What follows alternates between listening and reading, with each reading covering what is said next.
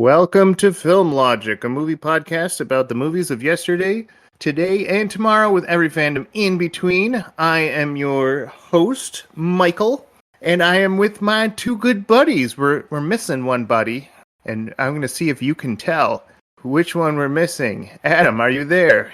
Heyo. Vincent, are you there? That's what they call me. All right. Now you have to use those clues to figure out which person's missing.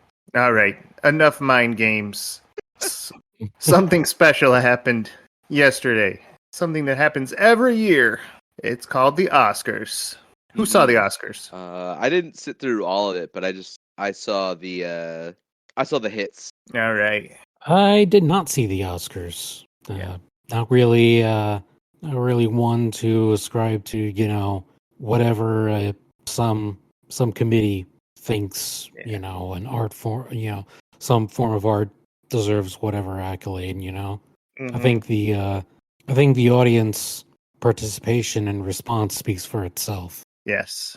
We got Rotten Tomatoes. We got the Nickelodeon Choice Awards. We don't need Oscars.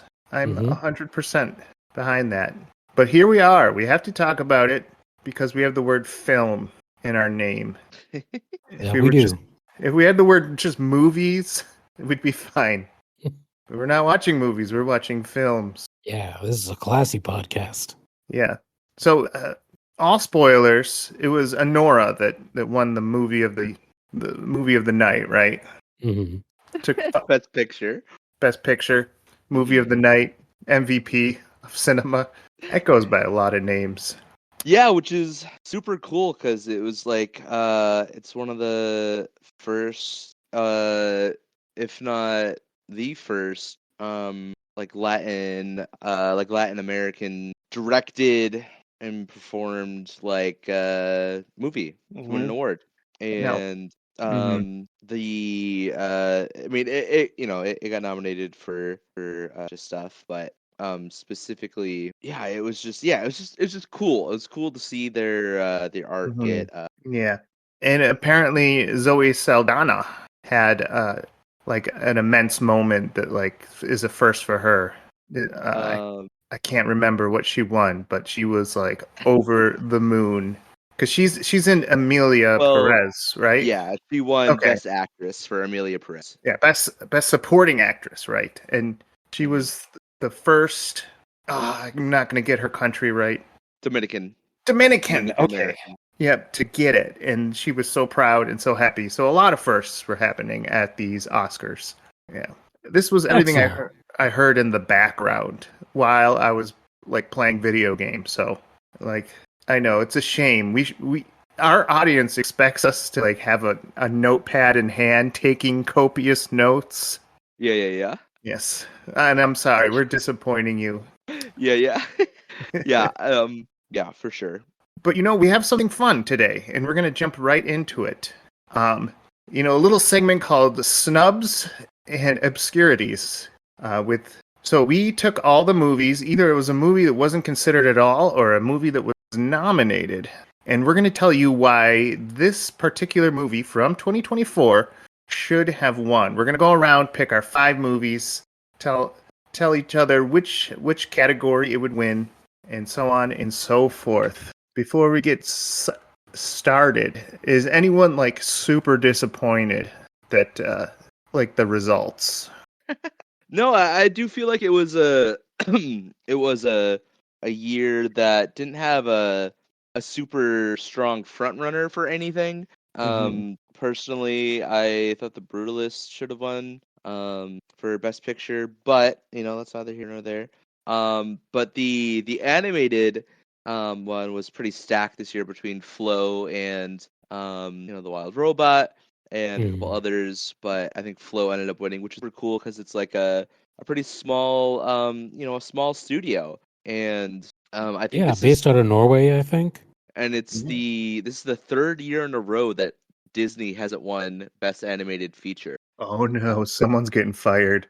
Yeah, so this year, Inside Out 2 lost obviously to Flow, and then last year, The Boy and the Heron won Best Animated Feature, and then Before that was Guillermo del Toro's Pinocchio, which beat out, Uh, I want to say, Red. yeah, that's crazy.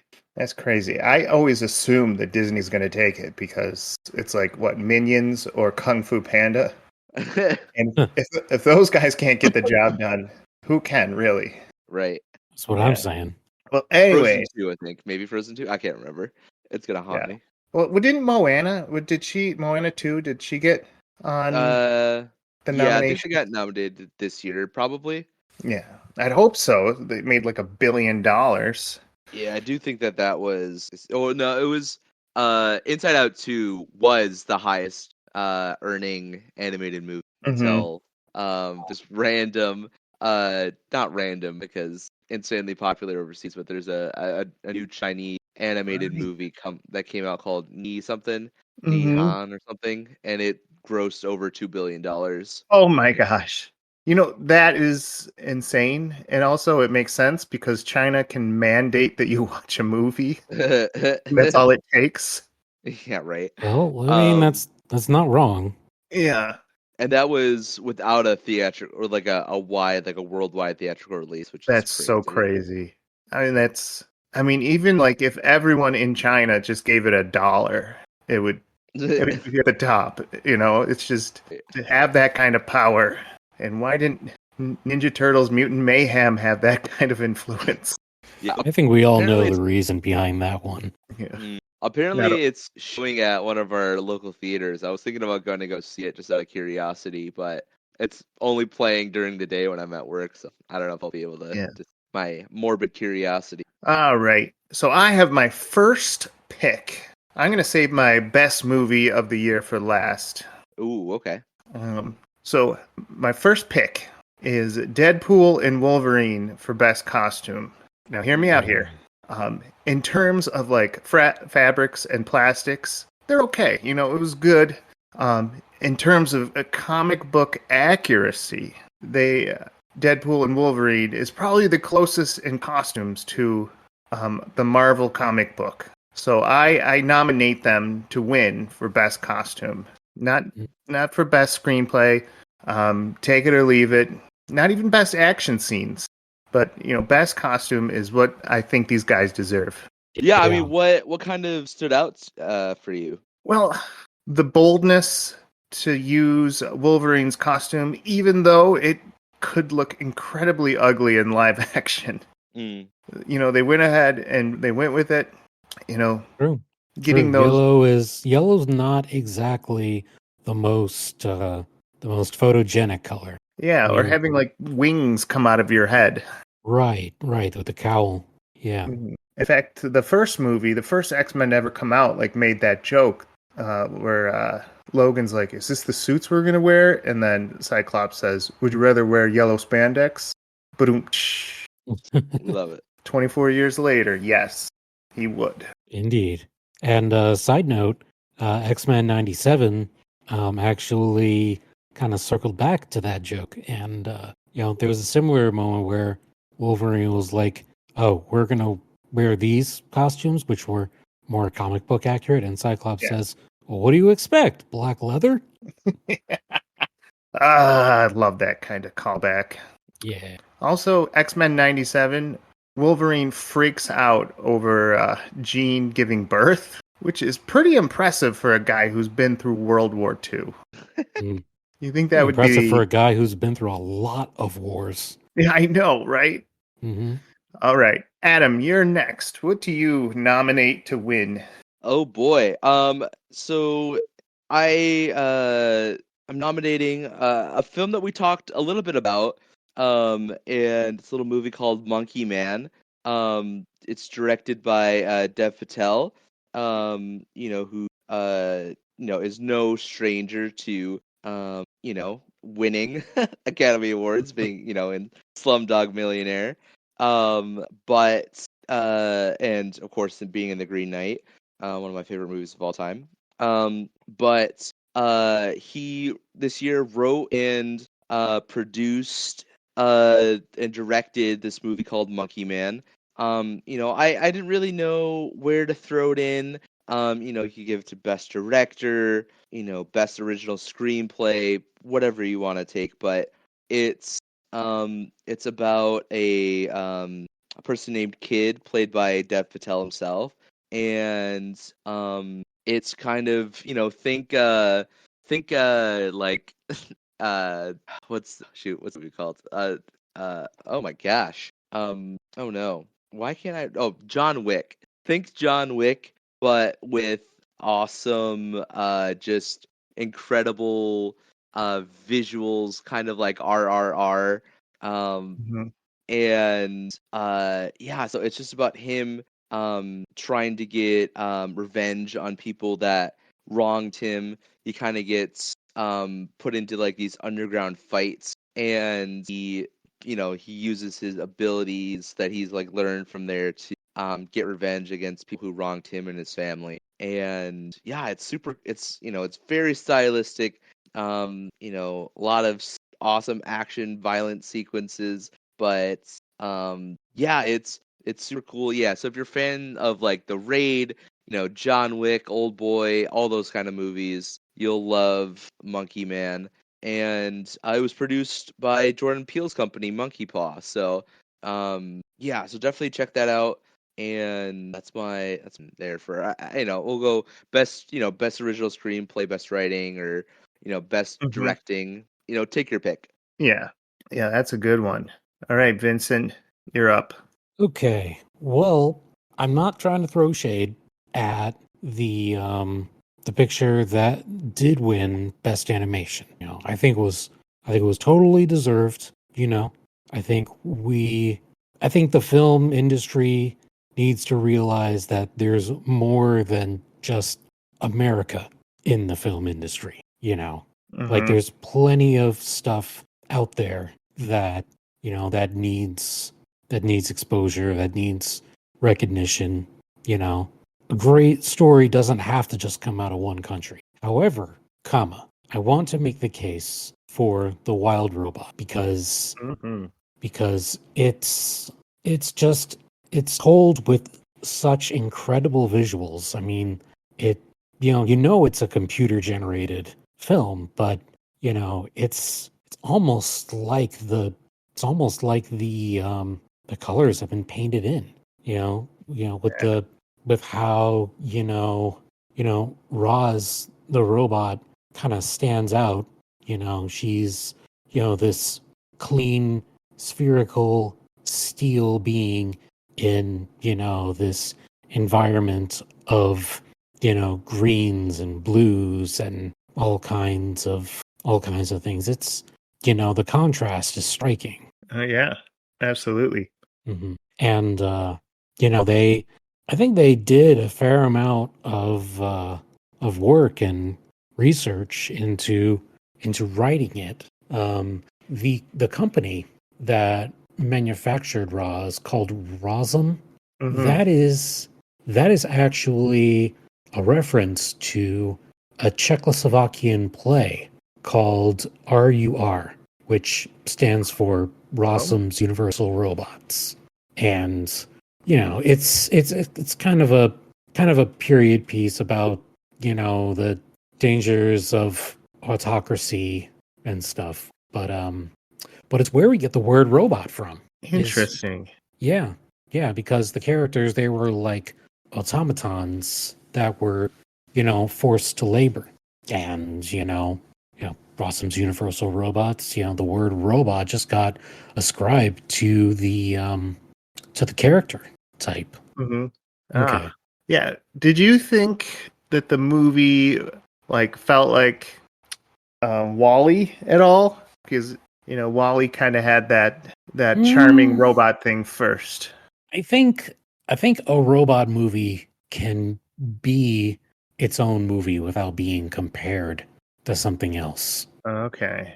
I mean, when Wally came out, people were looking at it, and all the '80s kids like me were looking at it and were like, "Hey, it's Johnny Five. He got shrunk down from Short Circuit." I mean, at least that's what I thought when I first saw Wally with Right. his binoculars shaped head. So yeah, I mean, I get the comparisons to Wall-E and to other robot themed films, but a story doesn't, how do I say it? There's more than one kind of robot story. Like Wall-E's was a story about hope for humanity, not giving up on, a home world.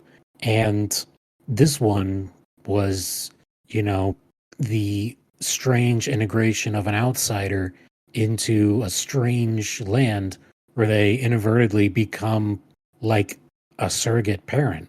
Mm-hmm. I think that's very different, as far as, I mean, as far as robot movies or as far as animated features go. Oh, yeah. Yeah, I mean, we were bound to have the wild robot talk, and I'm really surprised it didn't win. It looked like something that is chosen every year for animated film. Mm-hmm. Yeah, but that's just how good Flow was. Yeah. And, Yeah. Yeah. Again, But no not to take shade, anything. no shade Yeah, at Flow, but mhm.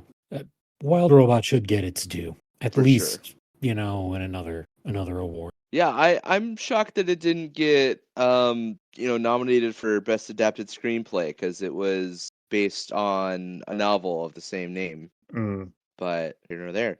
Mike, what's your second So, one? so I'll see your wild robot, and I will raise you in Orion and the Dark, which came out as a Netflix exclusive about a boy who's afraid of the dark until the dark actually becomes a character and tries to convince him not to be afraid through this whole night of shenanigans and adventures. It's wonderfully animated. It's got a soulful story. It's great for kids, and I just think, if it proves that not every animation company is just trying to be wacky and silly, that if you want something serious that parents can enjoy and kids will enjoy, and my son who can only watch 15 minutes before he gets bored, then I think Orion in the Dark is a great watch. Mhm. Yeah, I am interested the way that you're describing it. Yeah. Something to help, I guess, take the fear out of the boogeyman. Right. It's very cute in the fact that this boy, he's afraid of everything, talking to Mhm. girls, not hitting a bully, hitting a bully too hard, and having his brain come out of his ear. He just has this whole book of fears, and he's just he's a neurotic person, and you just kind of go on an adventure with him. Very cool. Solid. Yep. All right, Adam. Okay, this one I'm actually mad about. The fact that Furiosa, a Mad Max saga, didn't get nominated for anything this year is actually a travesty. Mhm. Um, I don't think it necessarily, should have gotten like a Best Picture nod, but definitely a Best Directing for George Miller. Definitely a Best Actress for Anya Taylor-Joy, for sure a best actor in a supporting role for the man, the myth, the legend, Chris Hemsworth. He really, de-typecasts himself. He's not playing the dumb jock. He plays this kind of honestly kind of sniveling sort of weak villain who's this minor the secondary antagonist. Super awesome. It could have gotten best the music was incredible in it, the sound design, best production design, cinematography, makeup, hair, whatever you want, best visual effects. Yeah. It didn't get anything. No, zero nominations. Did And did what's up? Fury Road get anything? uh yes. I want to say let's I find think it out. was it an actress nod? I think. I want to say it got a couple. Because that's crazy. Because I hear Yeah, this Furiosa Road or Furiosa is better in every respect. yeah, and it was nominated for 10 awards. Fury Road was. Mm. Fury Road got nominated for Best Picture, Best Directing, pretty much all the ones that I named. Yeah. But yeah, so Furiosa not getting anything is crazy to me. Right. Right. like at the very least, like a production, production design or like visual effects nomination or editing something, but no, nothing, which Mm, is crazy. yeah, it's the year of sequels not getting nominated, as we found out with the Joker sequel. Yeah, we'll talk about that in a little bit. Okay, Mhm. don't want to steal your thunder. But yeah, it's crazy. And especially in a year, I don't want to say it's like a weaker year, but the between like Anora, the Brutalist, A Complete Unknown, Conclave, Dune 2, Amelia Perez, Nickel Boys, The Substance, like Wicked. Like if Wicked could get a nomination, I don't know, for best picture, that's Right. I don't know. What are we doing? Yeah. And maybe it's because the film flopped a little bit, but it's crazy to me that it just didn't it just didn't stand up.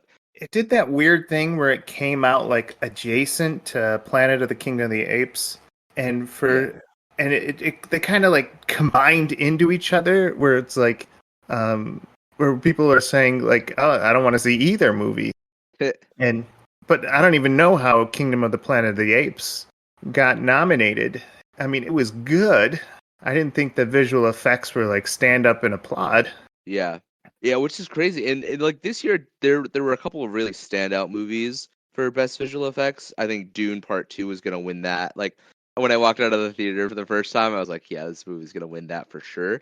But like Alien Romulus, really took us back, 2 or 3 decades with their practical effects too. So yeah, but beyond those two movies. And King of the Planet of the Apes, not even A Better Man got nominated, like another monkey movie, like what? Mm. Over it's I don't know, whatever. Monkey Man, uh, the monkey, and there's a lot of monkey movies that just Yeah, came out. yeah, I was it's gonna make a Dr. Doofenshmirtz joke. Like, if I had a nickel for every monkey movie that got nominated for visual effects, I have 2 nickels. Granted, it's not a lot, but it's a weird that it happened twice. well, I mean, if you want to count Wicked, there's probably monkeys in there, right? Right. Mm. Flying monkeys are monkeys. Exactly. So yeah, Mad Max for Heroes. If I don't know, it makes me mad. Yeah. Snubs. Vincent, what's Mhm. your pick? Okay. Well, this one, it's a little bit contentious given the political climate this year, but I feel like The Apprentice wasn't I mean, they did get nominated, which was good, Mm-hmm. but they could have, taken something, Yeah. because I feel like it was a very visceral way of telling a story about you know about New York City from back in like the late 70s through the 80s, you know. And for the listeners, if they're not aware, yes, The Apprentice does refer to Donald Trump, who, the movies follows him, as a young landlord, ambitious property developer, Mhm. kind of, getting rent from people in the projects, to a chance meeting in a bar with Roy Cohn, the lawyer who infamously put the Rosenbergs to death in their trial following World War II. Oh. And this is where the title role comes from. This is, he became, like, Donald became Roy's apprentice. Learning how to, I'm trying to think of euphemisms for for a family friendly podcast, but how to bluff your way through business, Ah. how to, you know, how to talk yourself up, how to, you know, how to do what lawyers do, but in business. Mm-hmm. So crazy stuff. Yeah. Yeah. Basically, having the confidence to do whatever you want, more or less, and, not denying any of it, not apologizing for any of it, or or denying any kind of wrongdoing you might be accused of. Right. And again, it's very visceral because it's the 80s. There's lots of cocaine, and there's ladies of the night, and he meets his future first wife Ivana, kind of kind of kind of buys her out from the job that she was doing to be his wife. Hmm. You know, it's very much the epitome of what the quote unquote me decade was about. Oh, yeah. Like, I'm surprised. I had heard about that movie Hmm. and that there's like a few comedians that were going to be in it. Yeah. But then like it kind of just fell off, and I'm Mhm. honestly surprised that like there isn't the powers that be are suing it out of existence. So the Yeah, I fact that mean, it got nominated, I think, is pretty impressive. yeah, it is. It is quite impressive in its own right, you Yeah. know. And it didn't necessarily need the star power of Sebastian Stan as Donald, although it was it was very interesting to see him in that role with with the different wigs, Hmm. of him through the ages. Yeah. Yeah. Yeah, I mean, I feel like this movie would have got a better reception if it had come out at least 4 years from now. Hmm. I mean, but the critical narrative of it, it's in this time it was definitely working very much against the whole project. Yeah. So I mean, my recommendation, try to put whatever point of view of politics you have aside, and find this movie on streaming and watch it. Just just for the story. Hmm. For the story. Try to, separate yourself from whatever might, whatever might be experiencing today. Yes. And You it know. can't be that offensive if it wasn't sued out of existence. Yeah, normally those are considered the best movies, Yep. right? Yep. Any movie that has legal action taken against them Yeah. like ups the credibility way up. Oh, so it was like reverse. We're not going to sue the movie, so it's lackluster. Yeah, if 4D chess if right it's there. not, mhm, that's what that is. Yeah. Wild. Okay, Mike, what's your next one? All right. Number 3 is The Imaginary, which Mm. was another Netflix exclusive. It's about Amanda and her imaginary friend Rudger go on a thrilling make-believe adventure. But when Rudger finds himself alone, he faces a mysterious threat. So, I really like this movie from beginning to end. I thought it had all the markers of whatever Ghibli does that gets them movie of the year, or at least Mm. nominated. Um, it has like this very fun adventure. It's very well drawn, very well animated.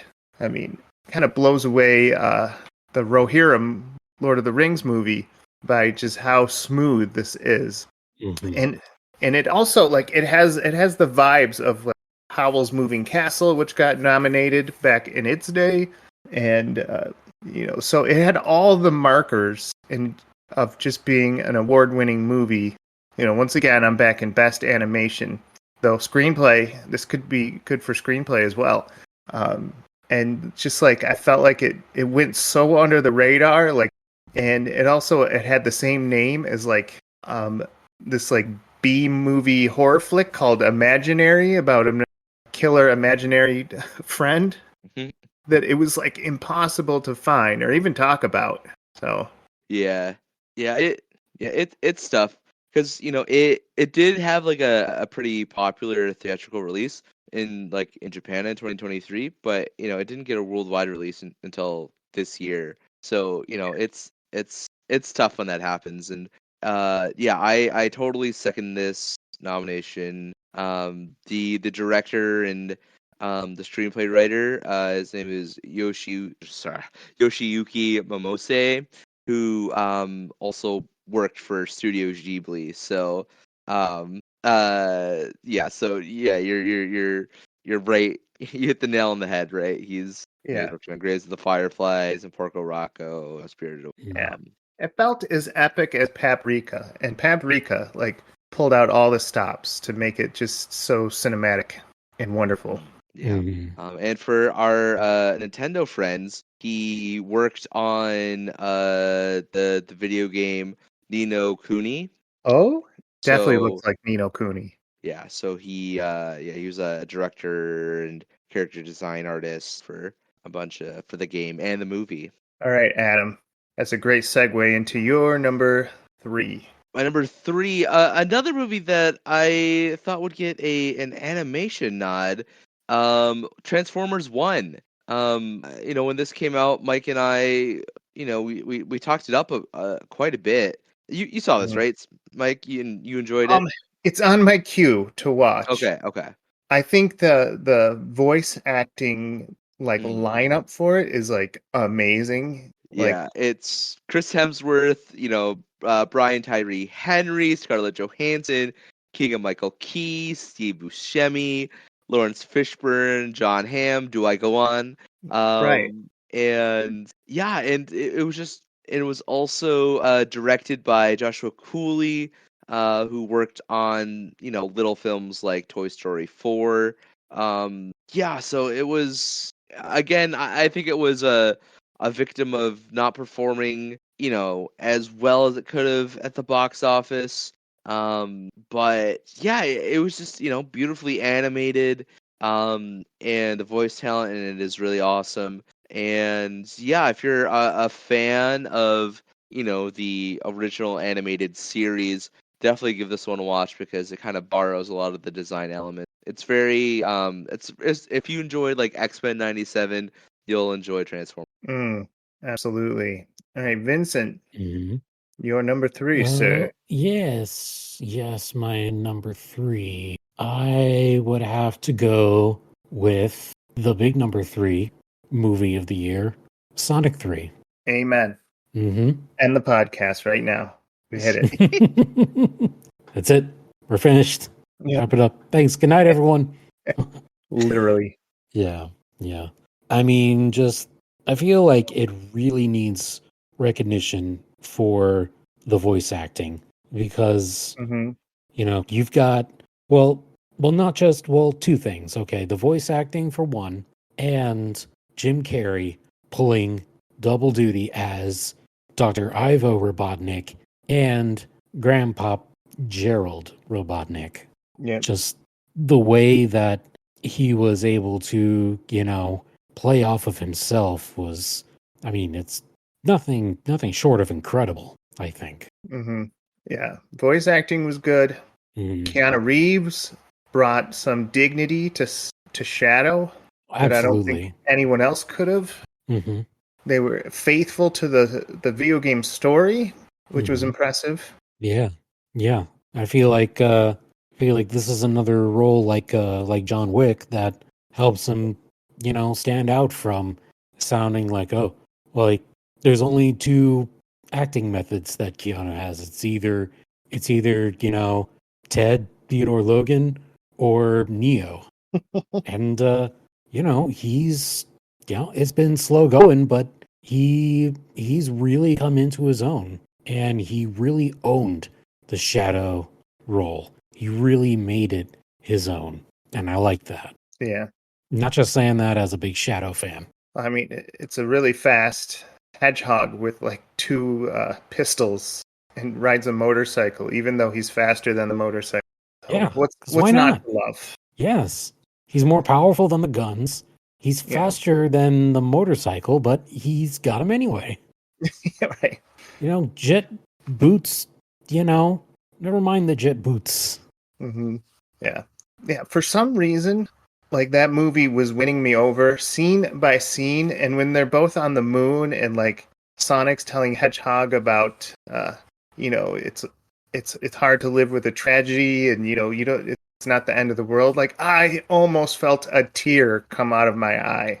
And I'm like, this movie does not Oh. deserve tears. But Dude, here they come. I had the feels. Right? I had the feels at that moment, thinking back to Longclaw, and then, Shadows, trauma. But I know it's a big, meme in Sonic culture, like Maria. But yes, I really felt it in that moment. And then afterward, Absolutely. when they get psyched up, ready to take the fight to, the doctor's Robotnik, what song plays? Live and Learn. Live and Learn. I about lost it in my seat. Yes. All of our Sega fans just cheered. Yeah. For sure. And after I saw that movie, I went to Tubi and started watching Sonic Boom. And I actually found things that were funny in the series. And I'm like, what is wrong with me? This is a slippery slope. I'm not supposed to find these that charming, but here we are. Here we are. Yes. All right. My number 4 was, oh shoot, my screen's coming up. My number 4, I would have to say Fall Guy. Fall Guy felt like it was going to get a lot of nominations, like either for best effects, because I really like it's an effect about an effect, which kind of is like very meta, but also very cool how they showed like the life of a stuntman. The script writing was good, the dialogue between characters. Ryan Gosling, I think I liked him in this better than I liked him in Barbie, even though he was great in Barbie. And the movie, I mean, the movie felt kind of long. It kind of dragged on, and maybe that's what killed all its nominations, but it still felt like it was gearing up to be an award winner. Yeah, I do feel like as always, the people that work behind the scenes, in the movie business, get shafted, and the fact that there's not an award for stunt work and the like it's a travesty. And this movie is, I mean, an homage to those people. And at the very least, I feel like this should have gotten a best adaptation, adapted screenplay nom, because it's based on the TV show, and at the very least it should have gotten that. Oh. Wait, there's a Fall Guy TV show? Yeah, from way, way, way, way, way back in the day. Oh, wow, I didn't know that. Yeah, it's from 1981. Gosh. With right. Lee Majors plays yeah. Colt, which is Ryan Gosling's character. Oh, say less. Say less. Yeah. This is way better than... He was coming off a $6 million man, wasn't he? Yeah. I mean, that's way better than the Starsky and Hutch movie adaptation. So, props. All right, Adam, you're number 4. My number 4 is a movie that I absolutely fell in love with. And I think it's a movie that kind of fell victim to not really having a wide international release. This movie is called The Colors Within. It's an anime movie directed by her name is I apologize, Naoko Yamada, who directed little TV shows called K-On! And she also did the movie A Silent Voice. And so this is one of her, earlier on directorial debuts. But it's about a group of high school students who form a band, and the main character, she has the ability to synesthesia. So she's able to like see people and sound as color. And she kind of falls in love with her classmate Kimi's color that she projects. So she wants to like become her friend, and then she discovers that she plays guitar and she plays piano, and then they meet another a boy named Rui who collects musical instruments, and he plays the theremin. and they kind of just develop an awesome, cute friendship, and they all just write music and confront the issues that they have going on in their individual home lives. And yeah, it's just about them being friends and making music and being a band. And then the end of the movie is them, playing a school's talent show and kind of working through their their issues that they're experiencing in their home lives. And it's 100 minutes long, so not very time consuming. It's beautifully drawn. The use of color and sound is really, really awesome. It's got a very like watercolor color palette, and the music in it is just awesome. It's the music in it is made by an artist named Kensuke Ushio, who also did the soundtracks for A Silent Voice, but he also did Chainsaw Man and Devilman Crybaby. And if you enjoy the current It anime Dan, if you like the music in that, it's the same guy. So Nice. Wow. yeah, so the music in it is super awesome. It kind of like ranges from like awesome like 80s Japanese city pop to maybe some more modern indie rock. And yeah, it's just awesome. And it just, you leave the movie just feeling good. It's just a feel good movie. There's no frills to it. There's no violence. There's no, it's just about friendship and the beauty of creating things with your friends, and the power of being friends and creating something. So yeah, do yourself a favor if you can find it. I'm not even sure if it's on streaming, if you can see it on streaming, but yeah, definitely go check it out. And the voice cast for it is awesome. There's a bunch of K-pop idols that lend their voice to it. Yeah, so definitely super, very awesome. So yeah, give it a go if you can find it. Good one. Very cool. Vincent, number 4. My number 4, actually, you mentioned it already. Oh, That would no. be that would be Deadpool and Wolverine, which is fine. Because I only talked about their costumes. You can go in any other direction. okay. Well, I I do like I do like how the entire film basically was an homage to, the Fox film, X-Men and extended, area films, where, you've got ties to, to Elektra, into Blade. Oh my god. Like seeing Wesley Snipes again on screen. Like that was the movie that, that made basically the MCU happen. Yeah, If it wasn't for Blade, we wouldn't have any of this. right. And of course Channing Tatum's comic book accurate portrayal of Gambit, That was with crazy. with the Cajun accent.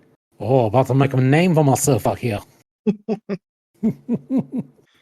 Yeah, On the way. Okay, I'm gonna stop that now. yes. That is also the second Marvel movie to have an F word, but that movie carries 90% of the F words. Mm-hmm.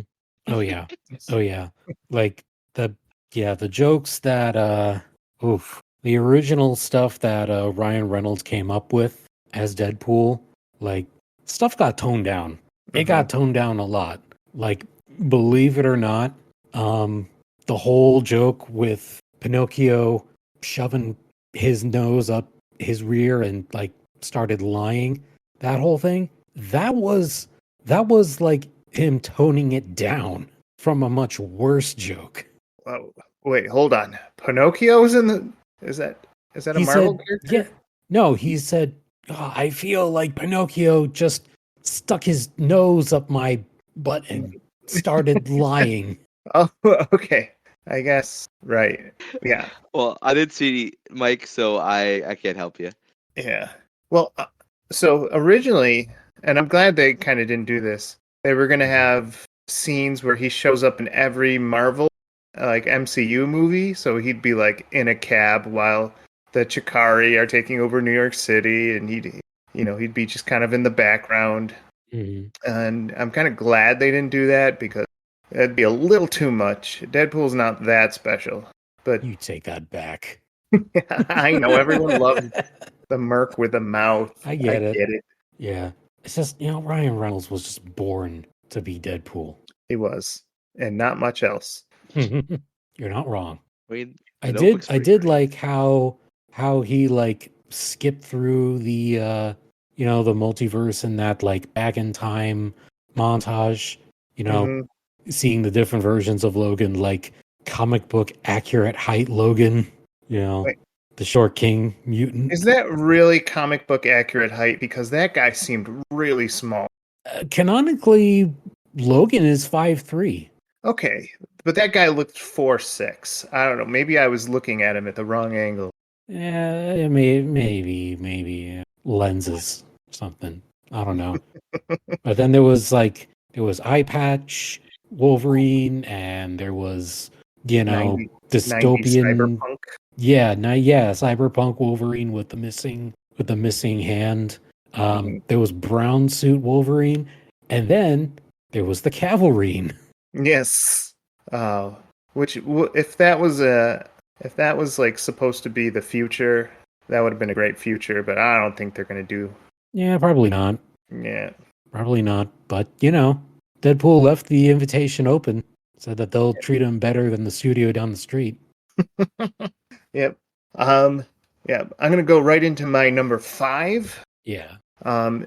It was a Disney film starring Daisy Ridley that came out in the summer, and the marketing for it was so chill. You thought that like Disney didn't really care about it.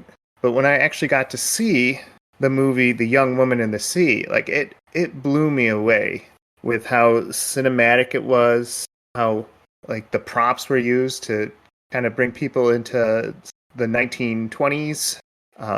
Maybe it was earlier 1920s, but like great set pieces. Daisy Ridley plays a really good character, just trying to understand how she can be the best swimmer she can be, but it's not one of those movies where she's amazing at it. It's a movie of her struggles. Mhm. Yeah, like everything about it felt like it was meant to be, like it was shooting for the stars. It was shooting for the Oscars. And maybe it came out like movies that come out earlier in the year. I feel like they get shafted from the Oscars, and like suddenly, like near the end of the year, like 20 guys put in their films, and they all make it for movie of the year. Mm. Yeah, well, it's hard because it was I'm assuming it was a Disney Plus exclusive. Yeah. Yeah, so they're like release rules to be nominated. Like you have to have like a theatrical release to be considered. Okay. So, Mm. if Disney had released it in theaters, probably I'd have a shot. Yeah. It's weird that no one's talking about it because like it Mm. had the intentions of like Titanic. Maybe not in like crisis and but like in drama and like the reality of the scenes. So Mm. Disney Yeah. does something right and they don't want you to know about it. Yeah. Sounds about right. Yeah. Speaking of doing something right, shall I go into my my final nomination? Yes, your final nomination. Oh man, Michael. Oh man, a movie that I feel like really got shafted was Joker Foil and Doom. Man, Oh no. I was I don't know. I guess I was one of the three people that liked it. I thought it was just as good, if not better, than the first one. Wow. And for all the reasons that the first one got nominated, for all the awards that it got nominated for the first time around, it had it this time around in spades. And I felt like it was even stronger because like the first one just felt like to me like a rip off of The King of Comedy. Whereas this one, it definitely felt like an original screenplay.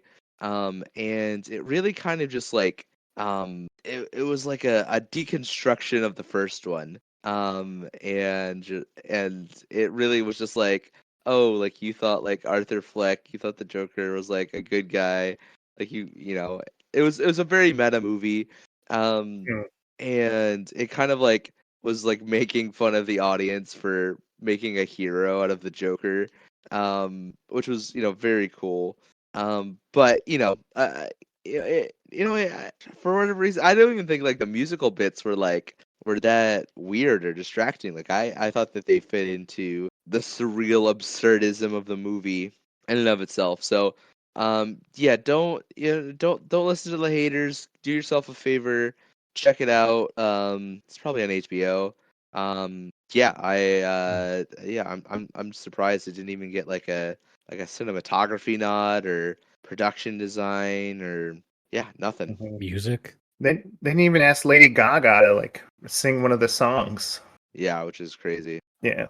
Yeah, But I mean, yeah, I haven't seen the second one, and really, I'm interested now more than ever because I'm not really a DC fan. I not since Batman Returns, the Keaton years.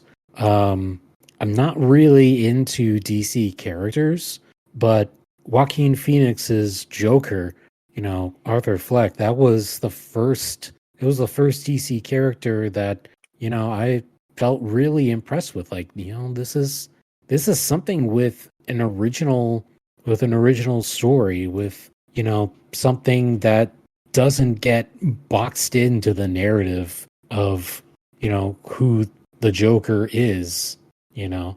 Everyone goes back to, oh, he's the guy who killed Bruce Wayne's parents and whatever, but Right. it ends up being so much more interesting. Hmm. yeah, I do think the best DC offerings have been ones that aren't necessarily canon to the DC universes they're in, like the Joker. And I really do think Robert Pattinson's The Batman is probably on my Mount Rushmore, if not my favorite Batman movie of all time. So Wow. yeah, they've been cooking. Mm. All right. Speaking of cooking, Vincent, your last one.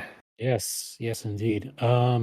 I would have to go with Kingdom of the Planet of the Apes because they did get nominated for their visual effects, and while I agree it's tough to compete with giant Leviathan sandworms, you know, just the way that the CGI blended I felt like it blended quite seamlessly with the environments around it. Like half the time, you're not even aware that the chimp that's talking to the human being is just, something that was painted in from a computer. Right. I mean, it really, brings you into the story of, the world post post pandemic, post Caesars, unification of primates, all of that. And I'm glad for Dune 2. I'm happy for them because I mean, they got a theatrical release, but not like a very big one because it was mainly like streaming was the main target for it. Yeah, I mean, originally. mhm, yeah. And uh, while streaming media tends to churn out a lot of very meh, very mediocre type material, sometimes you've got some gems sifted in the Yeah. silt. Yeah, I mean it grossed over $700 million, so I would say it's a small theatrical release. Yeah, not too shabby. Yeah. Well, Yeah. I mean, definitely when it came out during the pandemic, The that first seemed one. like, a crime against humanity. Hmm. It came out in Yeah. theaters, right? Did it come out in the? I feel like it went so fast to Max. I mean, which is the trend now? Like you're on the theater for 2 weeks, and then you're on Paramount Plus or Peacock. Well, I Uh, mean, Dune came out. Part one came out in 2021, so right. Yeah. for some reason I was still in my house, not going out a lot. Yeah, I mean, Mhm. it was supposed to get released in 2020, but then it got delayed because of COVID. Yeah. Mhm. Yeah, But it's hard to compete in a year with with Dune 2 for visual effects. I mean, it yeah. truly Mhm. was something special. But yeah, the work that they put into Planet of the Apes franchise as a whole is nothing to scoff at. They've done a Oh, for sure. For sure. And you know, it's also of note that apparently, the studio execs, well, not studio, but I guess the suits over at Nintendo thought so because they are tapping into the director of Kingdom of the Planet of the Apes to sort of bring their live action Legend of Zelda movie to fruition. Mhm. So if seeing the environments and the effects and the story of Kingdom, the Planet of the Apes was any indication of what a Zelda movie could look like, I'm feeling I'm feeling pretty good. I'm feeling pretty good about the project. Mhm. Well, Lord knows we'll be talking about that soon, dedicating a Hmm. whole episode. But we made it through Oscar season, guys. Hooray. Huzzah. Whoa. Yeah. So, best of luck to the 2025 movies that have to become Oscars. Um, Thank you so much for joining us. I also want to say that we on our Retro Logic Discord, we have a friend named Lady Z, and I asked the group what movies got snubbed at the Oscars that you really wanted to see, and Lady Z said A Real Pain. Yes. Uh, that got Ooh. snubbed. Well, it got Best Supporting Actor. You can't really say it got snubbed, but in And it other had ways. best original screenplay, Okay, so but it had a it couple, but it didn't win, but it should have. didn't win the Golden Goose and the Wild Robot. So really, there's outrage here. Yeah.